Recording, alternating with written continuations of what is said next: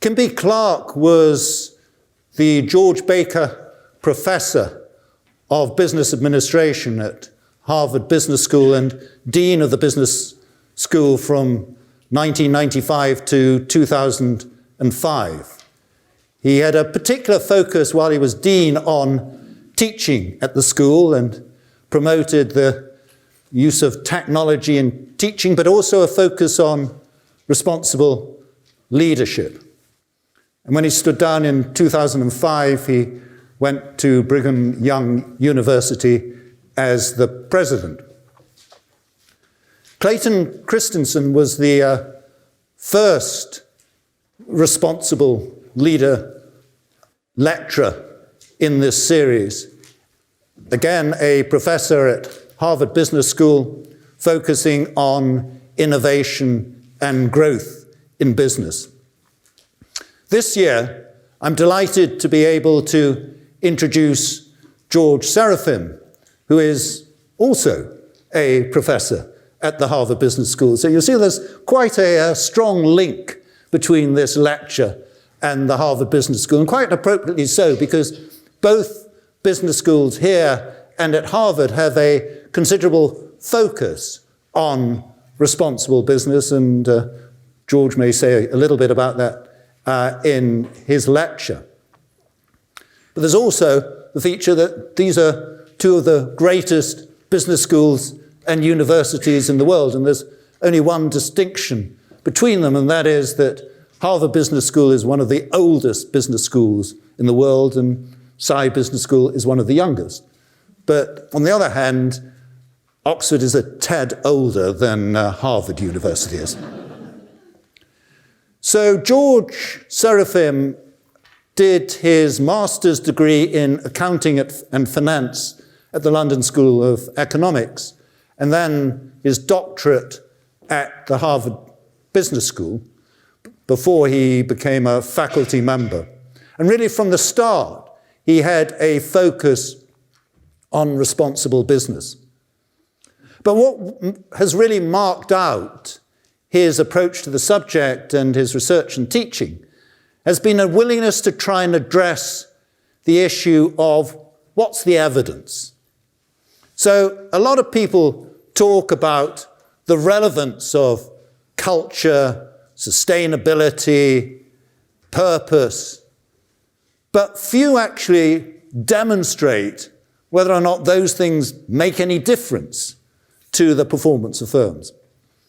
And what George has gone out and done, unlike most other academics, is to try and measure these things and to provide some data on culture, sustainability, and purpose, and then to relate that data to evidence on whether or not it is associated with better or worse performance of companies.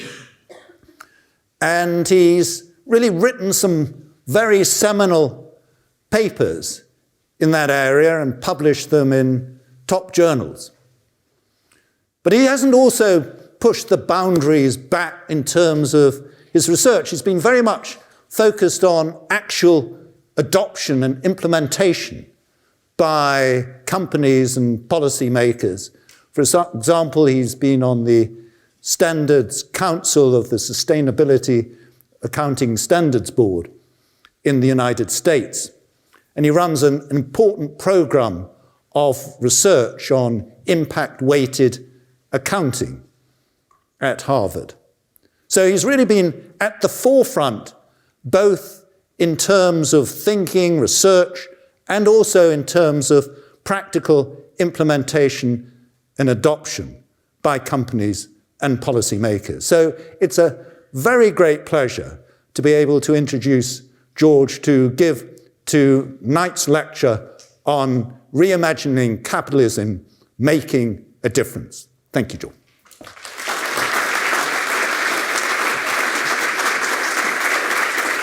Thank you very much. Thank you. Thank you all, and thank you all for coming. It's a great pleasure to be here with you.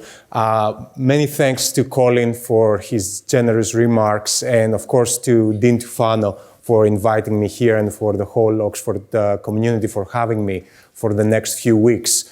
I also want to say, I grew up in Athens, in Greece, and the closest that I ever thought that I would come to Oxford would probably be a visitor, just walking outside the building rather than giving any lecture. So it's a great pleasure for me to be here with you. I want to make a few remarks and show you some pieces of research evidence that we have done over the past decade, and present a little bit also our approach to teaching at Harvard Business School around the topic of reimagining capitalism. So bear with me for about 30 minutes, and then I very much welcome having a discussion and asking your toughest questions. I love tough questions, so I really invite those ones and having this discussion together with Colin. So how did we come to this topic? Let me reflect a little bit on the background here about how we thought about this. So my original training, being primarily in financial economics over all my years, was very narrow-minded, I would say, in terms of thinking about the role of business society and so forth. So I remember during the financial crisis around 2009, I received a call from one of my colleagues who said, I went to this conference, and it was practitioners talking about their corporate sustainability strategies. And he asked me, do you think investors care about those things, given that I was doing some work on information, capital markets, and so forth? And my reaction is, I don't think they care at all, actually. And I was actually wrong on multiple dimensions. One of them was that they did care about this, but they cared in the opposite way. They thought all this was basically a waste of shareholder resources. And actually what was happening was that companies that tended to have better environmental, social, and governance performance, this has become an acronym in the investment landscape, but also in the corporate landscape in terms of companies' efforts to address environmental issues or social issues or governance issues, actually they were having more pessimistic investment recommendations. So this is what we observed back here, looking at the data. We observed this kind of negative correlation. So firms that had better ESG performance actually had more pessimistic investment recommendations, because Wall Street analysts were looking at those firms and they were saying, you're just wasting shareholder resources. And one of the things that we observed over time was that this pessimism was diminishing, actually. And by the end of 2008, it had become basically zero. There was no correlation between actually a firm's ESG performance and the optimism of investment recommendations. And we asked, why is this happening? And as any academic, we try to find the one reason why this is happening, because that's what we do in academics. We try to boil the ocean into something very, very simple. And of course, what was happening was much more complicated. It wasn't, of course, one thing. There were many, many things that were happening. So this was deeply unsatisfying, both for me and for my co-authors. So what happened is that in the 70s, you had this kind of like agency theory component that was dominating the logic. And of course, the social responsibility of the firm is just to increase its profits.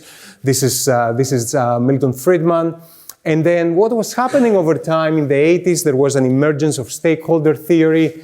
In 1997, there was the founding of the Global Reporting Initiative, that now thousands of organizations around the world would use its principles to actually report sustainability impacts and so forth, that Bob Massey and Alan White, two visionaries, created.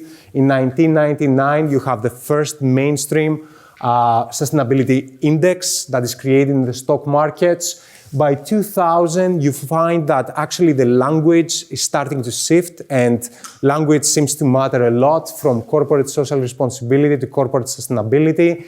In 2006, in an important development, then UN Secretary General Kofi Annan launches the United Nations Principles for Responsible Investment. Within 6 years, more than 1,000 signatories with assets under management of more than 35 trillion have signed up onto them. And in the meantime, what is happening is that many more companies are increasing transparency about many of those sustainability issues in terms of environmental and social issues. In 2012, Gene Rogers, who is another visionary, creates the Sustainability Accounting Standards Board to report impact on financially material issues.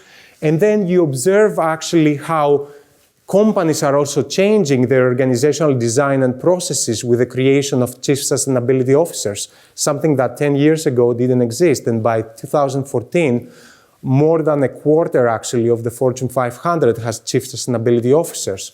So we actually test what is the importance of that, and we find some pretty meaningful effects in terms of corporate commitment.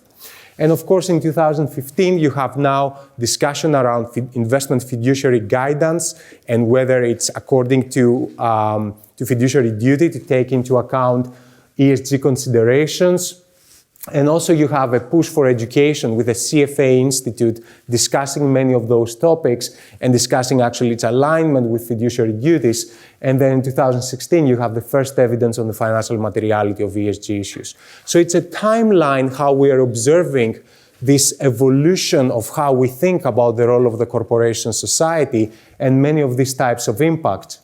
And what I wanted to share with you a little bit is that, at least in my journey, what I have gone through is this action-oriented research of doing research, engaging with practice, testing those ideas, and being very honest, actually, about what works and what doesn't work. Because what you find in research, in many cases, doesn't work in real life.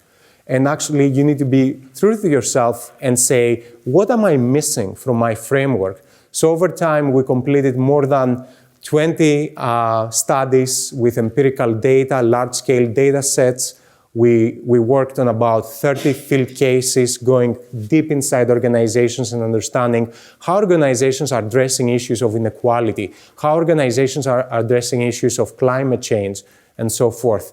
And over time, I try to practice many of those ideas and implement them in organizations and see what happens. And there were two key learnings that I wanted to share with you from that perspective. One is that actually, in order to implement change and have a new way of thinking, you really need to move outside of your zone of comfort. And I really need to do that. And the best example of that is actually teaching. So the course that we teach with my colleague, Professor Rebecca Henderson, is called Reimagining Capitalism. And it pretty much covers anything that you can consider from accounting, finance, strategy, innovation, sociology, and psychology. And on 90% of those topics, I know enough to just be dangerous, but I don't know enough to actually be an expert on any meaningful way. So what that forced me to do is actually get outside my zone of comfort, understand different fields, different theories, different perspectives, and have a much richer understanding of what is happening in the field. And I will come back to that. But for me, that was a really, really important learning and perspective here. The second one is that reimagining capitalism and changing people's perspective is going to be extremely hard. And facing a lot of skepticism is going to be the norm, not an exception to the rule. Actually, it's going to be the rule. And I still remember many of my early papers when I sent them out for review, and usually the response that I got is, I have no idea what you're talking about. And that was initially the response also in the classroom. I still remember the first time teaching a version of Reimagining Capitalism, and one of the students raised their hands and said, do you have some established frameworks? And that was about 8 years ago. And I said, no, but it's going to be great. It's going to be a journey of collaboration and co-discovery. We are in the innovation front. It's going to be exciting. That student stood up and left. So it was great learning. So a lot of resistance throughout this journey. So my approach to that would be, let's just look at the data and let's just be innovative around the data when it comes to that perspective. So let's see how we think about that. For me, actually, reimagining capitalism is about reimagining the ecosystem as well, and actually getting to understand what can be different in terms of metrics, what we measure, what can be different in terms of how we understand corporate culture and how corporate culture can differ and can change over time, understanding how you set targets and how target setting motivates behavior, understanding the effects of transparency and how you can change transparency in order to change marketplaces, how we understand leadership and the importance of leadership, especially in the face of uncertainty. And this is something that we teach a lot in Reimagining Capitalism. And I won't present on everything about everything here, but I will try to give you some glimpse of several of those aspects and why those might be very, very important. So we ended up publishing several papers on each one of those topics that, again, I wasn't necessarily an expert to begin with, but I collaborated with many great people that all of them had one common characteristic. They were all smarter than I was. And that worked in my favor very, very well. But as a result, the body of work ended up being quite influential. So one of the things that we first discovered, we first tried to understand what was different about these types of corporations and organizations that were making a meaningful commitment to sustainability. And by sustainability, we defined it as environmental and social issues that were important, and they were emerging as being important in society. And we found that in general, those organizations, studying about 400 of them, making commitments in the early 1990s, when the corporate sustainability movement was not as, you could say, visible or impressive, had three distinguishing characteristics. So those early adopters tended to have very different governance and intentionality of their efforts, meaning that they were elevating all these sustainability issues at the board level, and the board had responsibility. They were tying executive compensation to sustainability metrics. So that was one characteristic. The second one that we identified was that in their internal management, accounting, and control systems, they had many more metrics to actually measure performance and outcomes around those things. And you will be amazed how many organizations don't even measure basic employee-related data and customer-related data and so forth. I didn't know about that, but then you would go in organizations and they wouldn't even measure the basic stuff. So this was a great learning for me. And the third component to that was that they really had a much more long-term oriented decision-making process when they were making capital budgeting decisions, when they were making hiring decisions, and so forth. And we found that both in terms of how they make decisions, but also how they communicate with the market. And this was another piece of what we were finding here. And then we looked at the long-term performance of those organizations. So we said, let's look in the long term, not 1 year, not 2 years, but really in the long term, how those organizations are performing. And we matched those organizations again that in the early 1990s, they were making those commitments. And as a result, they were following by developing these organizational processes that I mentioned before. And we said, how did they compare to a set of competitors that looked identical to begin with them? They had identically the same size, same profitability, they are operating in the same industry, and so forth. And one of the things that we found, and that generated a lot of interest, is that those organizations that we called high sustainability companies, in the long term, not in the short term, so even after 5 years, you find very little difference. But actually, in the long term, they ended up dramatically outperforming their competition.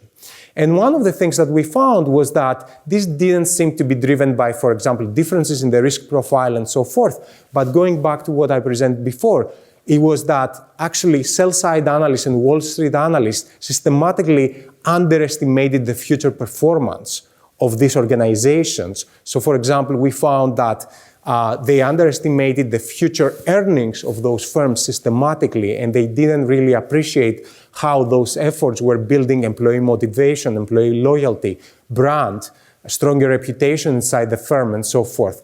So that, we found that as very, very interesting. And for me, this thinking about in the context of reimagining capitalism brought me into the idea that to make progress with many of those issues, we have to elevate many of the environmental and social issues to the concept of financial materiality. So I became very, very interested in that idea, and I said, well, it's not so much about whether profit and impact is aligned, but the question is, how can they be aligned? And how can we align them, actually? So they can be or they cannot be aligned, but that is not really the question. The question is, what can we do, each one of us, to actually align them? So we systematically understood that there are three main pathways through which all these issues become financially material. One of them is, of course, changes in laws and regulations that make issues financially material. The second one is emerging stakeholder pressure that makes those issues financially material. And of course, social media and transparency and so forth makes many of those issues financially material. Think about the Me Too movement. Think about what is happening in the context of diversity. That is actually being driven by an emerging consensus in society that these are important issues, and companies are responding to that. And the third mechanism was that there was within an industry disruption from an innovation leader that then is moving many of the other companies and is forcing many of the other companies to actually change the competitive landscape. And you find that in the context of consumer good companies, for example, and what is happening with beef or palm oil in the supply chains and so forth. But you also find it in products. For example, what is happening with electrification of mobility, with the emergence of Tesla and all the incumbents responding to that. Right? So there were three primary mechanisms. And then the question for me was how you institutionalize all these aspects. So how can you raise the level of financial materiality of these issues? So one of the visionary people that I know, Gene Rogers, had this idea of creating the Sustainability Accounting Standards Board and understanding industry by industry, saying not all these issues are financially material, but how can I go to the industry level that everybody understands quite well? And then I can identify industry by industry which of the universe of environmental, social, and governance topics get elevated to the issue of or to the concept of financial materiality, which is a very well-established concept because that is defined by the US Supreme Court, and the Securities and Exchange Commission uses that definition. And over the years, I was fortunate enough to sit on the original Standards Council of SASB and learn a lot from that process.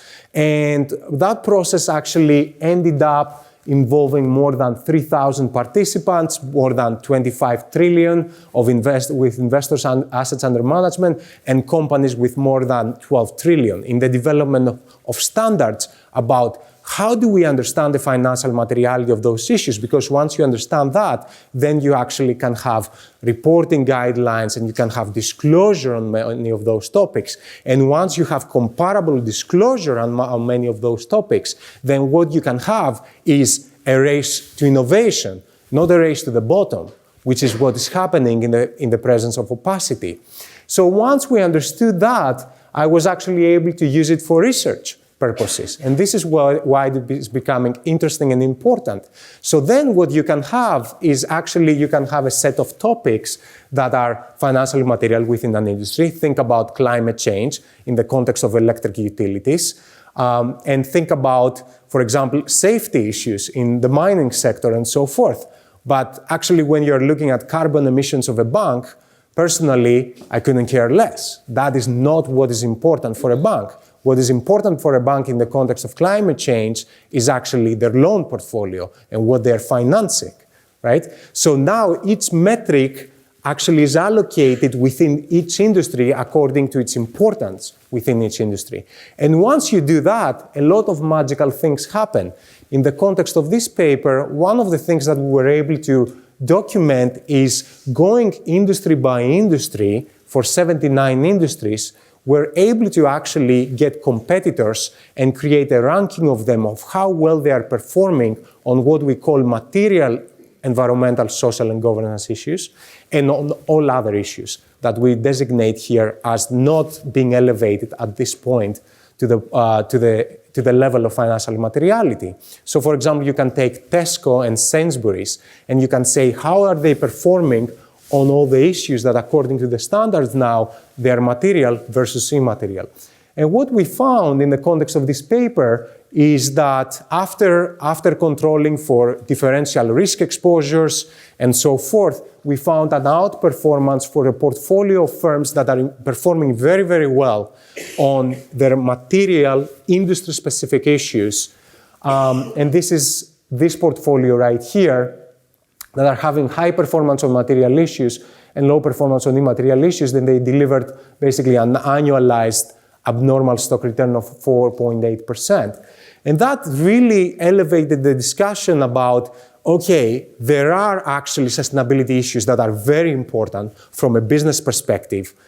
As a result, that energized a lot of investors to actually spend resources and get engaged on all these kind of issues. And it elevated the importance within the boardroom as well. Because if these issues are financially material, why actually you're not taking those issues into account in your operating decisions, in your investment decisions, and the way that you incentivize people within organizations? So those new institutions actually allowed us also to build new research and understand how those topics are becoming material or not.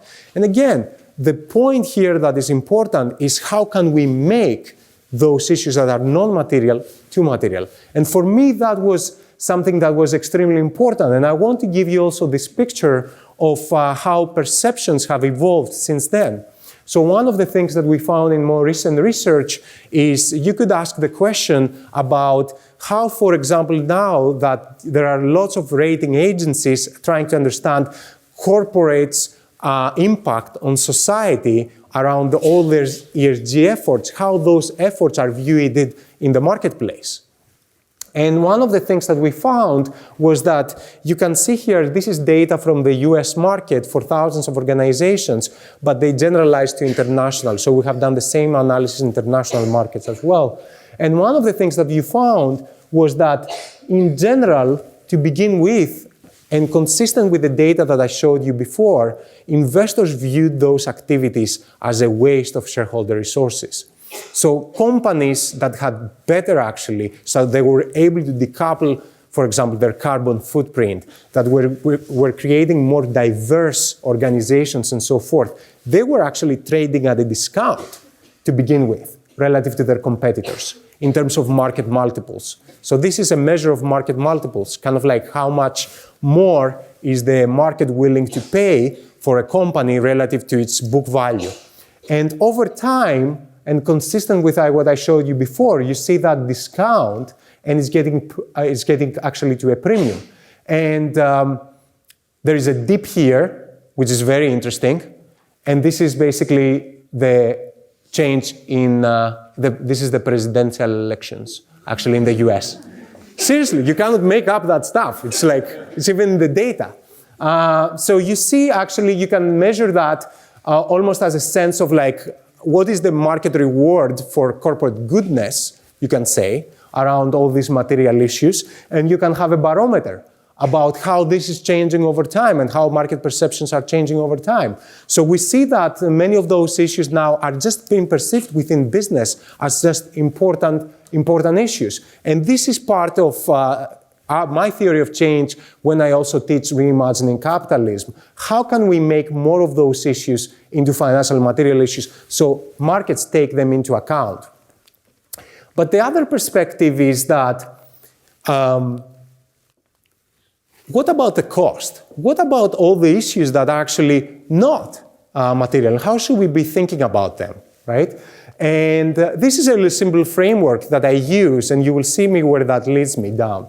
So you can think about all these issues as issues where individual firm-level action is firm value enhancing. And when we teach reimagining capitalism, we go through many of those business model innovations and cases and so forth. And we say, how can you run a business in a better way and actually align impact with profits? And this is where collaboration and collective action actually is not really needed. You just need better management. And we know a lot about that, how to run an organization better. So we go through that.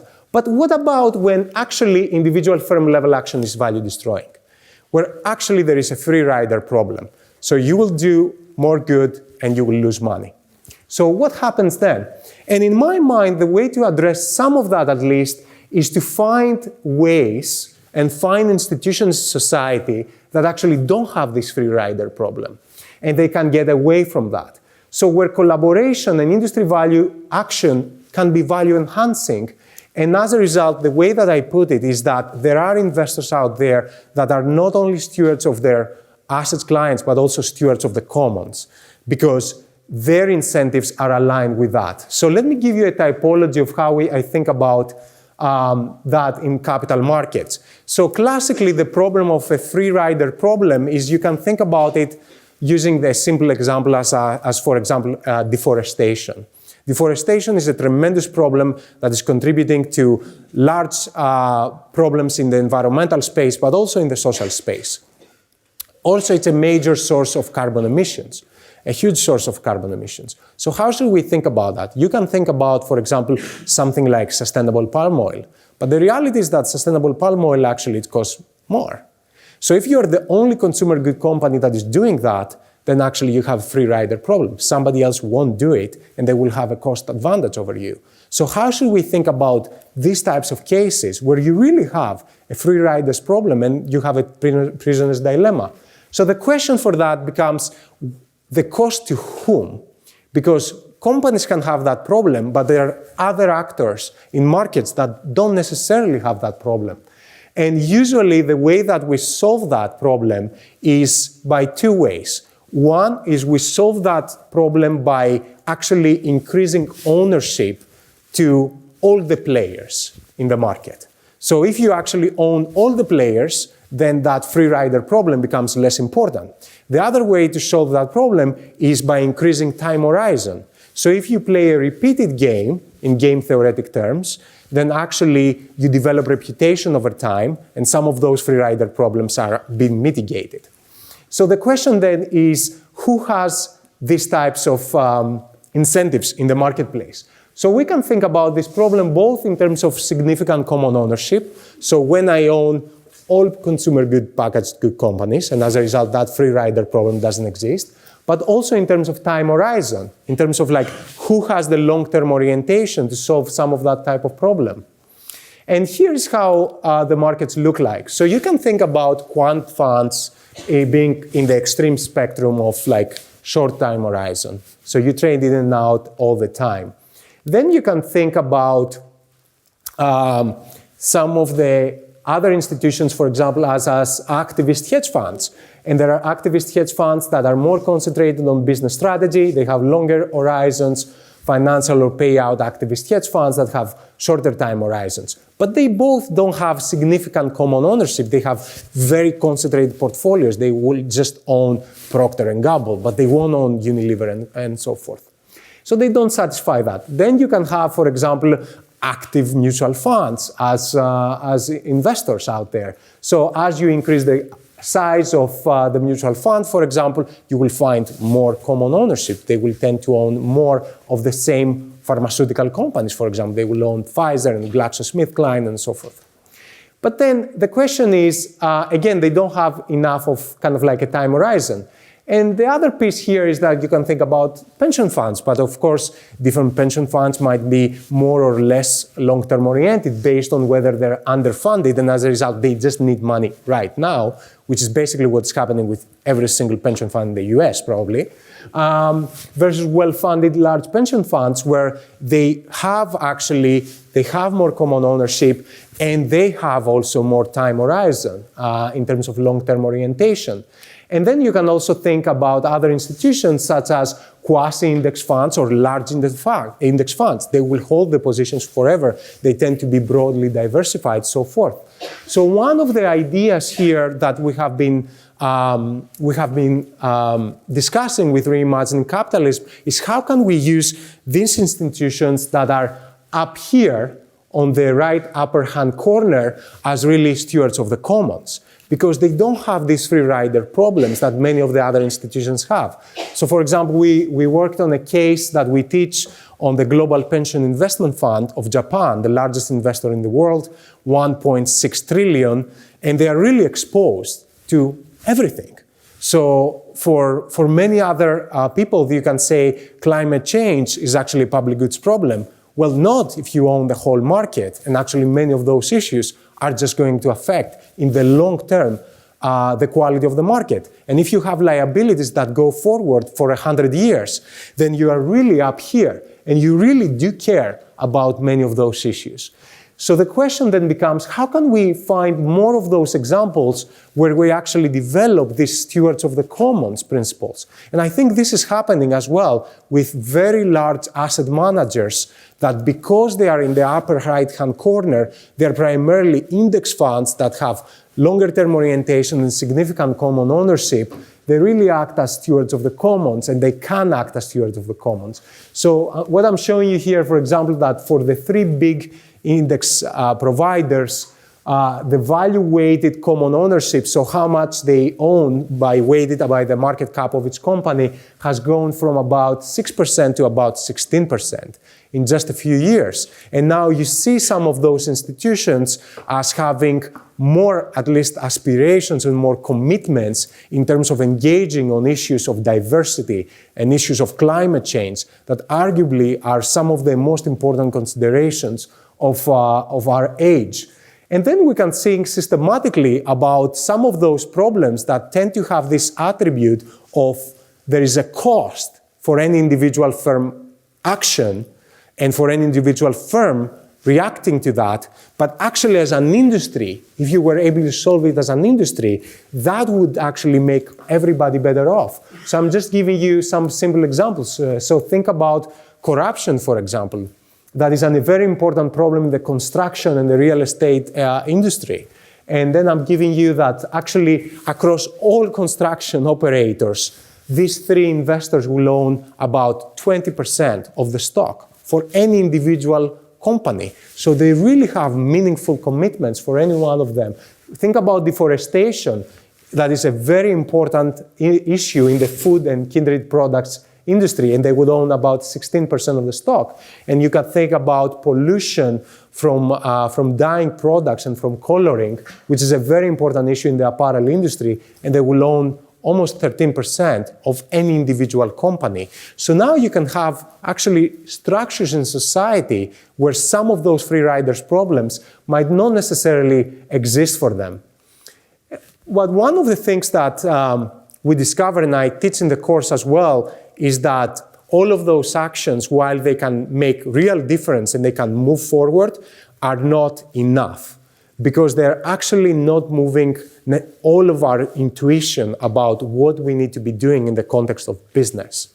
So in this context, I think we need to discuss about the role of purpose and how we need to be thinking about purpose in organizations. And I want to show you some data from some research that we have been doing, showing some of those effects about what are the effects on performance, but also on how we measure it, and what are some of the levers that you can pull to actually change that. So what is the role of purpose within business and organizations? So for me, it goes to something that John Maynard Keynes said, which is basically we're all motivated by something more rather than just profits. And one of the things is, and I always say that in classroom, is that almost like profits is the outcome of a lot of collective effort among people. And of course, all of us are motivated somewhat by money and by profits, but that is not necessarily why we wake up every morning. So the question is, how can we measure that in a systematic way? So in our research, we have created this database of about 2 million employees now, where we have been able to measure systematically their beliefs inside organizations, both about the meaning of their work, but also about the impact of their work. And both concepts are important. Why? Because first, the work needs to be meaningful, but second, there needs to be clarity about how you can actually impact that purpose and that work inside the organization. So we have been able to measure that systematically in a little bit more than 1,000 organizations. And here is what we have found, at least in our research so far. So the first thing that we found was that actually when you go further into organizations, that sense of purpose declines. So there are many organizations where you would go to the CEO, where you would go to the senior executives, and they would perceive great meaning and impact of their work. But then actually, when you analyze the data for mid-level managers, that drops completely. And if you go to frontline workers, that declines even further. So what that tells us is that there are many organizations that are well-intentioned, and their executives as well, but they are unable to actually diffuse that sense of purpose in organizations, or they are unable to convince the rest of the employee base about the authenticity of their efforts. An even interesting result comes from this relationship as well, which is the sense of purpose among senior executives in our organization has zero relationship with organizational performance, actually. None. We have thrown everything at it. That's what academics do. They try to test stuff. I can tell you, like in other ways, I have been trying to find relationships. Anything that you do in this thing, you won't find any relationship, basically. But actually, you find a very strong relationship when you look at that sense of purpose within middle management teams. So when you look at that, you find a very strong relationship with future profitability, with future returns, even after accounting for current performance right now. So actually, how do you diffuse that sense of purpose and whether people buy into that seems to be an important aspect of how well the organization is functioning in the future. And in the paper, we developed this idea that this is coming because middle management is really where the rubber meets the road. It's where strategy development becomes strategy execution. And as a result, this is where this idea of trust and relational contracts is starting to develop in order to be able to inform strategy execution. And the other thing that we found was that you can ask the question about how is that a function of the ownership of organizations?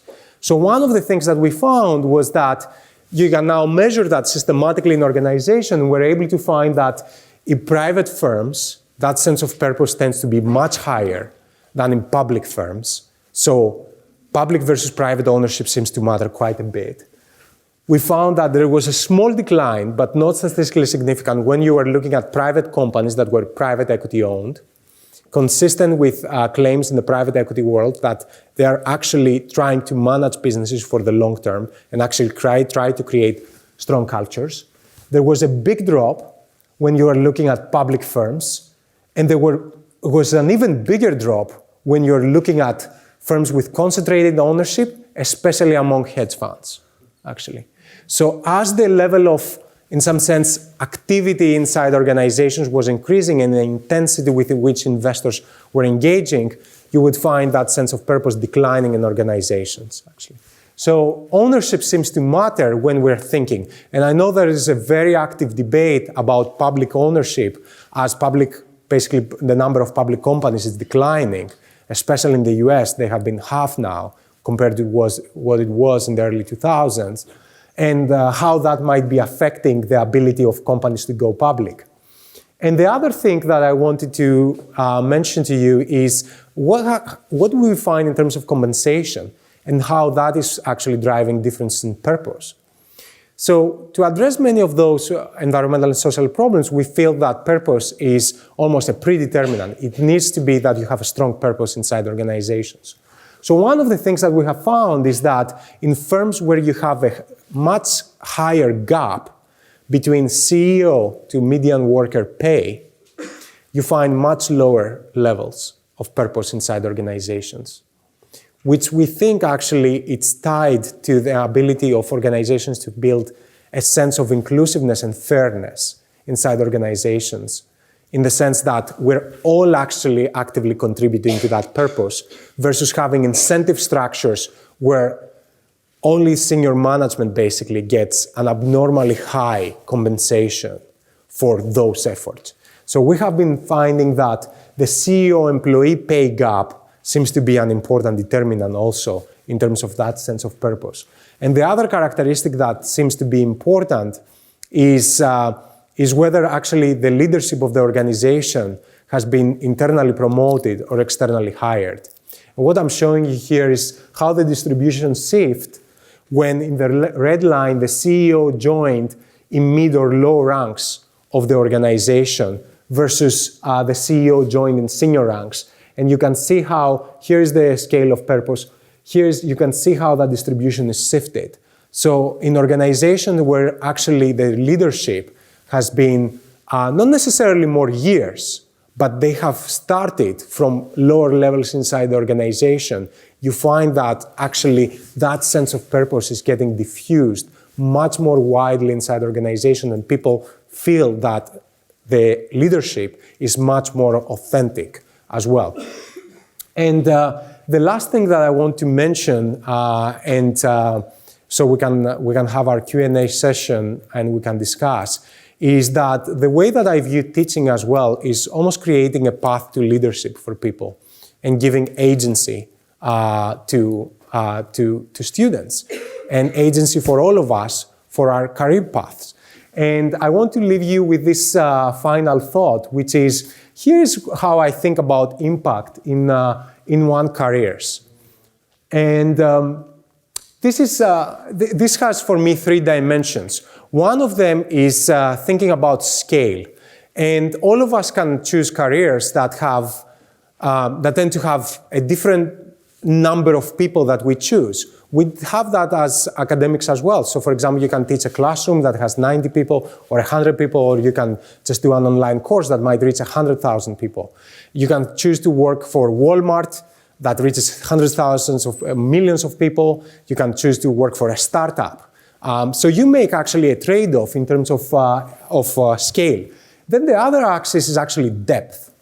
And how much are you changing people's lives in a very, very profound way, or actually in a much kind of less deep way, but very important, but in a different way. So probably many people like going to Disney. You can work for Disney. You know, you're not going to change people's lives, but you're going to make a great weekend for people, right? And this is actually really important, right? So you can start thinking about depth as well. And the third dimension that I tend to think is about duration.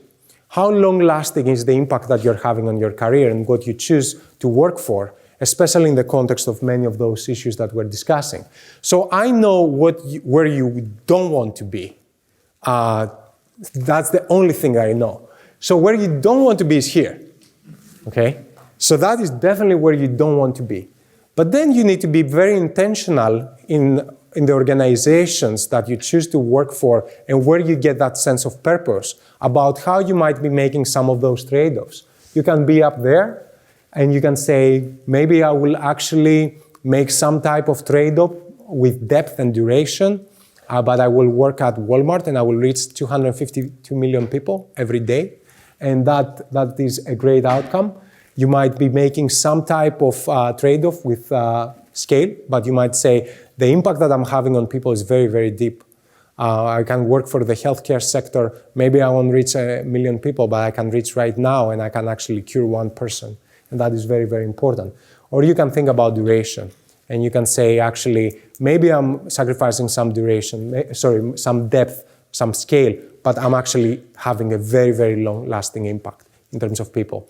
And this is a thought that I always leave my students, because one of the things that I always hear from my students is, how should I think about my career choices? And how can I have purpose and impact at work? And there tends to be that, I think, false sense of dichotomy that everybody, in order to have purpose and impact, needs to work at social enterprises. Everybody needs to work at impact investing funds. Everybody needs to work for NGOs and so forth. And actually, I think you can find purpose and impact in pretty much every organization, as long as you are very intentional about what is that sense of impact and purpose that you are looking for. So this is the last thought I want to leave you with, and move to Q&A. Thank you very much.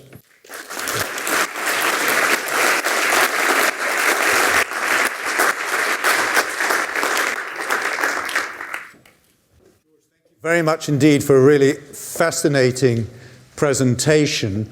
So I'll just pose a few questions to get us going, and then it'll be over to you to raise whatever questions you'd like to pose to George. So the title of this talk is on reimagining capitalism. Could you just very briefly say what, to your mind, does capitalism mean? And what's the notion of reimagining capitalism that you think we should be striving to achieve? Sure. This is a great question, Colin, because capitalism means very different things to many people. So for me, going back to the basic, capitalism is about basically the means of production being controlled by you and me and everybody else in the rest of the room. It doesn't mean, actually, that all we're doing it for profit. It doesn't mean that we tend to be only individualistic. Those were almost add-on concepts that came to be in this idea of capitalism, but that was not the case. This is why, for example, we teach a class on comparative capitalism, how capitalism varies across the world, but also the history of capitalism. And that this is a concept that is not static. Actually, it's a concept that is dynamic. It is dynamic around the world, where it adapts to the different institutions, but also it's a dynamic in terms of time. It changes over time. So if you observe, for example, in the US, what capitalism was in the 40s, the 50s, and the 60s, it is very, very different. And it changed because institutions changed and because many people had agency to change that. So for me, it's about the means of production, and then reimagining. What does reimagining mean? I think reimagining changes because we're changing both formal institutions and informal institutions. And by that, what I mean is that formal institutions I tend to think about in terms of metrics and contracts and incentives and so forth. And I'll show you a little bit about some of the data around changing that, and I think that is important. But I don't think it's the whole picture. I think we need to change our intuition as well about what is our role. What is our role in society, right? So I pose to my students as well. We have about 300 people every year that take Reimagining Capitalism the second year. And I pose the question of what does success look to you 20 years from now? And that, I think, is a very, very deep question to ask somebody, because you can think about success in many different ways. You can think about success as being, I want to go now and work in an organization where I have the perfect alignment. So they embody all the same values that I do, and that's what I'm trying to do. I don't want to work anywhere where this is not the case.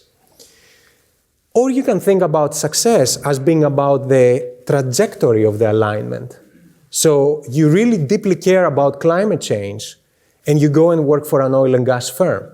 Because what you care about is about the slope of the alignment, not about the level of the alignment. And then based on your individual preferences in terms of patience, you can apply different discount rates on that impact. And you can say, how can I actually make a difference, and how fast I want to make a difference? And that leads you to a concept that we just need to start changing our intuition about why do we work, why do we strive, why do we actually struggle every day. And that intuition for a very long time, and partly responsible for that, I think it is institutions that have trained people to think only as agents instead of people that have agency for good, but as agents that are imposing some type of agency cost. I think we're flipping that, and for reimagining capitalism, you need to start empowering people to have positive impact. To do that, you need to systematically start changing also what we feel is the purpose of the corporation society. So both formal institutions, but also informal institutions in the sense of cultures and beliefs and intuition, I think are important. Could you just say a little bit more about what you understand by that notion of purpose? What is the purpose of a corporation in your mind? So for me, you can say actually the purpose of the corporation society traditionally people think about it's just a profits, right? That's where Milton Friedman is coming from. But I will borrow some of your own thoughts, and I will give you some almost like pass the ball a little bit to you, because you have also done a lot of work. And I think the way that I think about it is the purpose of the corporation society is building collective organisms, because that is what a corporation is, collective organisms that are striving to provide a solution that there is a market for, right? And actively try to create markets for those solutions that are really needed in society. And in order to do that, a critical component is that we have trust on those collective institutions. Otherwise, if you don't have trust, then those collective institutions start breaking down, which is what we have observed with the trust in business and society. Collectively. So for me, that's what the role of the purpose of the corporation society, and that's what we collectively need to strive for. And I think that's what startups are actually doing in many, many ways. Right. But we have forgotten that somehow along the way, I think. Okay, well, one final question, and then I'll throw it open to the audience. You talked about the relationship of this to ownership. And one of the points that you brought out was that, well, perhaps common ownership will solve the problem because it overcomes the Freerider problem, etc. But most people, when they talk about common ownership, namely investors holding lots of companies, look at it as a problem, not a solution. It creates concentration. It's anti-competitive. So to take the example you mentioned, if we hold both Unilever and Procter & Gamble, we're encouraging them to act essentially as an oligopoly or monopoly companies. Is it obvious that if we encourage common ownership, it's actually going to be a solution rather than a problem? It is not. And I don't want to discount in any way some of the potential problems that this creates. But in this space, that would be a very different type of approach, right? Because traditionally we tend to think about collusion and everything else that is happening behind closed doors. It's happening something that is in the dark, in opacity. Actually, the beauty of those collaborations is that they're pre-competitive. And actually they're in the public domain. So when you see, for example, consumer good companies or automobile manufacturers or pharmaceutical companies trying to address some of those common issues, and as a result, their owners being in favor of addressing some of those common issues, actually, that is happening in a transparent way. That is something that the companies themselves actually are committing to, disclosing about, and so forth.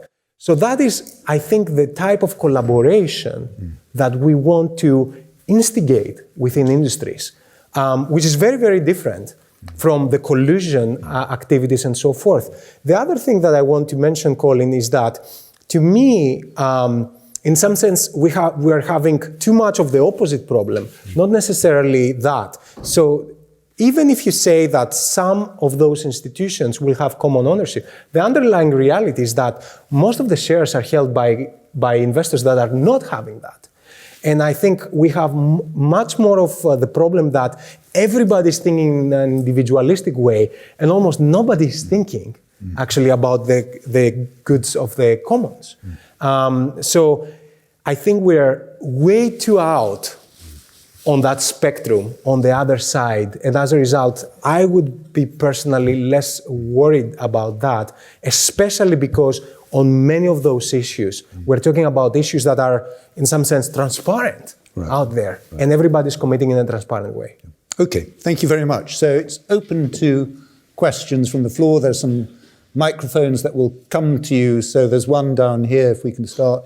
Who else would like to ask a question? There's one up there. So if you can start down here, please, with the microphone. Microphone up there, and there's a microphone here, please. So we'll start here, please. So thank you for your answer to the second question, because, for example, I might work for a fossil fuel company if I think I can make a bigger change faster there.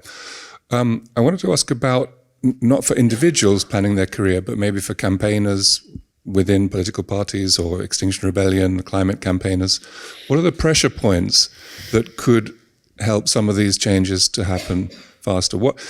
They asked for declaration of a climate emergency, which actually happened in Parliament yesterday.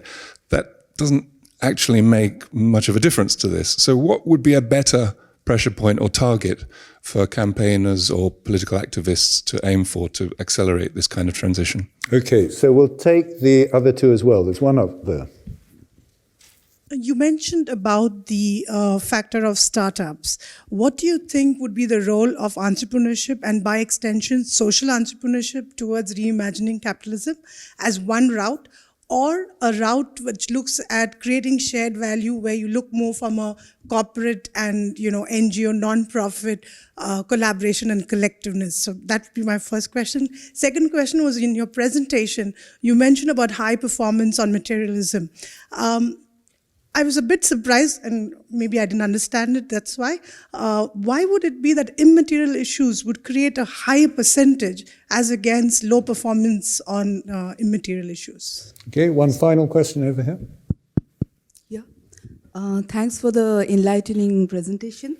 I come from India, and I do teach in business school and deal with this kind of courses that you're talking about. I would like to have your views on, for instance, you talk about the entire path of evolution of companies, how they look at this materiality or sustainability issues. And you are dealing with students in Harvard Business School or elsewhere. So I would like to have your views on, do you think when you are talking about purpose, in the last slide I'm talking about, do you think that it is actually the way the students look at that is changing somewhere? I would like to have your views on that. Thank you. Fantastic. So on the first question, I think it's a terrific question. So I think it's a two-way approach. I think you need both pressure on the government side and changing actually really just government regulations. I think we all need to discuss. We need a global carbon tax. We're not going to solve climate change if we don't have probably a high price on that. And this needs to be something that's happening. Unfortunately, in the last few years, it has become less likely that this is going to happen, given that some of the changes in the political environment and what's happening. But I think the other major piece for me is really using the capital markets as a lever for change. And I think there what you have is many of those companies are not even recognizing many of those issues as issues that they need to report on, that they need to be held accountable for, and that as a result they need to be part of their governance process and systems. So for example, how many times can you engage with an oil and gas company before you vote against a director? This is a question that I have asked many investors. I do think that you shouldn't vote right away, because I think you just need to allow for companies to evolve and adapt and so forth. So at some point, if you see that actually somebody is developing new fields that have a marginal cost of production that is very, very high compared to any type of climate scenario, you should vote against that. And you should also ask for transparency when it comes to many of those investment practices. So I think we are in this evolution, and I think the capital markets, in my mind, have always been a powerful lever to actually change some of those practices by changing what is considered almost consistent with the fiduciary duties of directors and managers. I think we're in the evolution in this space, but that is actually happening. And the faster it happens, the faster we elevate those issues in the concept of materiality, the faster those changes are going to play out. On the second question, you mentioned, I thought it was a fantastic question. We have been doing some work on the idea of inclusive growth and why many of those efforts actually seem to fail when it comes to shared value practices. So, for example, you find some tremendous efforts that have been happening in the cocoa market or in many of those production in emerging markets and so forth, and most of them are not actually sustainable. So what can happen there? And we have identified a couple of issues that are really, really important.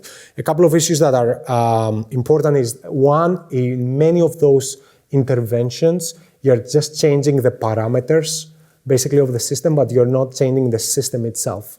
So, for example, you're trying to increase, for example, yields for farmers and so forth, but fundamentally because of the problems that these producers are facing, they are not changing the way that they are creating the production.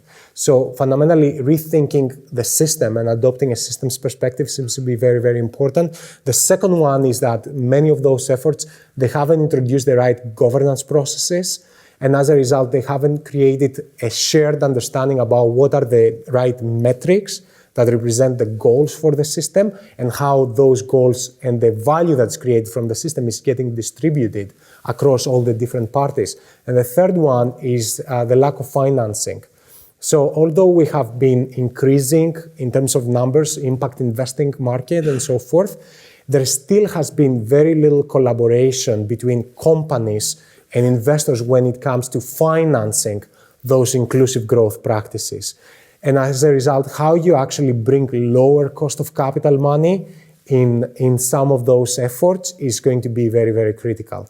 And on the other question that you asked around purpose, I think I have seen personally an evolution in terms of how students think about those issues. To give you a little bit of an anecdote, Reimagining Capitalism has gone from a course of 25 students to a course of 300 students.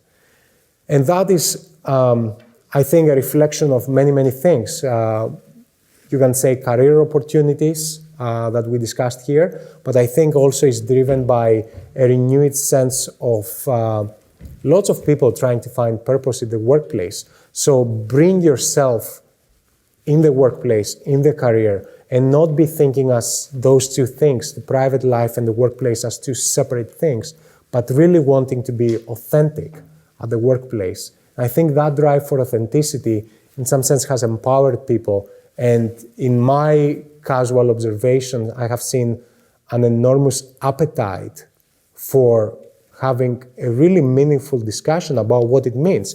But the last thing that I want to mention to your question, not a discussion that is black or white, that these firms are bad, these careers are bad, and these are the good careers, but really a rigorous debate about what is a more meaningful career. And in my mind, and I will give you my personal bias, I don't think, for me, it has never been about the level. For me, it has always been about the slope. So I personally, as George, prefer the challenge of misalignment. I deeply believe that, for example, diversity is a very important issue. I would gladly join a less diverse organization if I think I have the agency to create a more diverse organization. Same thing about climate change. So much less, I guess, of a selection effect and much more of a treatment effect, if you will, where actually you think that you're having agency and impact. And I have found this discussion between the selection effect and the treatment effect, opening up people, many more people, to having that conversation and not putting some people in the bucket of bad versus good, but saying we can all do something meaningful and something good, and we have just different tools and different agency to do so. Okay, we'll just quickly take three more questions and then we'll break. So there are three here, actually. Yeah, three here. Yeah. Okay, Farhan. George, I'd like to drill down into your data. You said you've got data from 2 million employees. How do you collect that? That's an enormous amount of effort in that. Yep.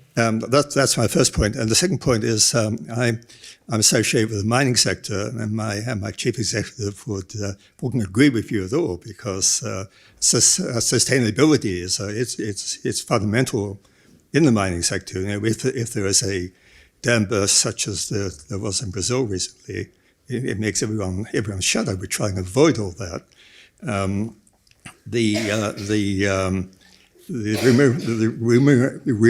remuneration in the mining sector of the employees it depends on your sustainable performance in the company I used to work for anyway. Can you pass it to the person in front of you? Yeah, my question is on the metrics to measure purpose. So how do we think about differences in cultures and values across different society, and the need to having a standardized metrics to measure purpose? So how do we navigate that? Okay, one final question up there. Your question? Okay. Oh, you've got it. All right, fine. Yeah. So, an overarching question. It's great that you remind us that in the 40s, 50s, and 60s, it's not all profit maximization. But do you think, given the current fracture within the society at the worker individual level and the competitive business environment, what you have outlined, which is sort of encouraging data, can really persuade people in terms of their perception, intuition, and it's the media not doing enough job propagating what you have did, or there is still much more you need to do in terms of trying to influence people towards a more ideal world? Yes. Thank you. So I'll try to take them in sequence again. So I completely agree with you. Those issues are very, very important for mining, and I think they have become even more important, probably, I would guess, over time, because as many of those issues are actually affecting companies, they're becoming more visible. We're living in a much more transparent society. Safety, for example, standards, expectations have probably increased over time. But it's very interesting, because the experience that you had in your company, also in terms of like how you drive performance and how you incentivize, might not be the experience that all companies actually have had. And you can find companies where that is not the case. And that's why I said, like, there are companies that you can say you can actually improve them on many of those sustainability dimensions because they just need better management practices. And then there are other issues where there is a real cost. And as a result, it's very costly for a management to actually address on their own. And I think you can find both. And you can find very complicated instances, such as, for example, what's happening in the mobility sector, where you really need the creation of some public goods, such as, for example, new charging infrastructures that are fundamentally just a giant cost in order to drive product development and so forth. So I think it's the combination, and for me, it's about how can we keep moving management teams to understand the importance, develop a better management practice, and then move the whole industry to try and address some of those fundamental problems. So you can find in different industries many of those both kind of good management innovations, but also the fundamental need for an industry disruption and moving to a different equilibrium. Then on your question around cultures, I think it's very, very important. I remember spending some time in South Africa, for example, and how different even the word sustainability meant there. It was more about social issues, actually, and inclusiveness of different races and so forth. And it was much less actually about the environmental topics. And some of that is changing over time, but it just came to me. And for example, when I was in South Korea, it was much more about what they call economic democratization and what is happening with startup firms and so forth. So I think there are two issues. One is how do we develop metrics that are comparable and as a result introduce accountability mechanisms in society to hold actually corporations accountable for the type of impacts. And for that, I think you need to trade off some of those idiosyncrasies for comparability. But on the context of purpose, I think purpose can be idiosyncratic. to organization. And that's why in our data as well, we didn't impose on what that purpose is. That's why we said this is actually coming from employee beliefs about the meaning and impact of their work, because different organizations can have a different sense of purpose. So that's how I view holding the tension between standardization and idiosyncrasy. I forgot to answer your previous question also about the data.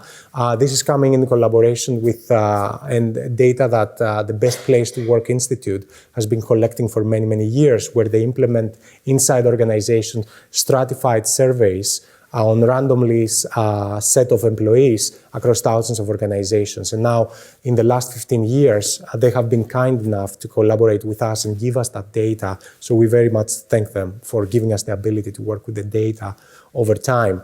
And your last question, I think it's a combination of both, to be honest with you. I think a little bit that, in some sense, the media, in many ways, has been in the business of going with the news of the day, right? Because that's what is happening. And I think you find also that there is a little bit of intuitions are hard to change over time and hard to influence.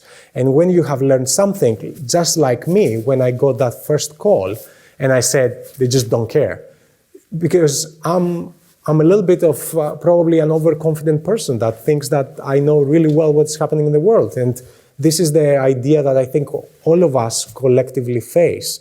So I do think there is a little bit of intuition resistance, if you want to call it that way. But I do think also we need just more work.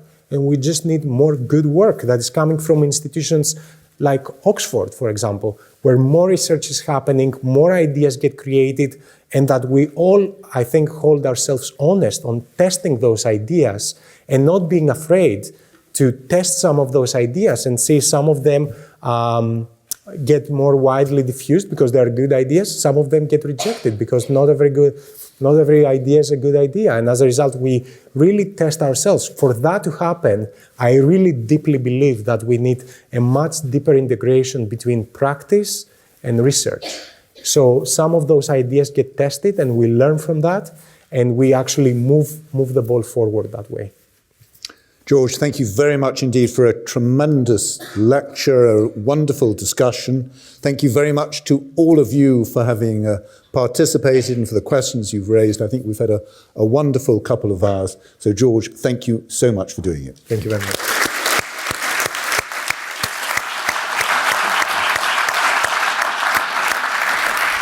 Thank you very much.